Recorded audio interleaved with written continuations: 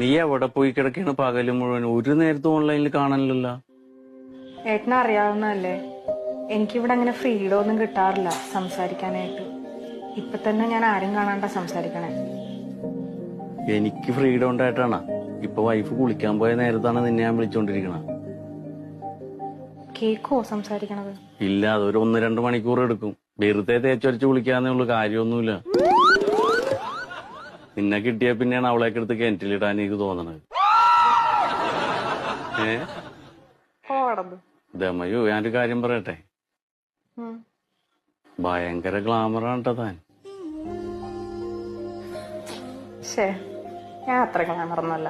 എനിക്കിപ്പോ നീ വന്നേ പിന്നെ നിന്നെ കണ്ടോണ്ടേ ഇരിക്കണം, സംസാരിച്ചോണ്ടേ ഇരിക്കണം.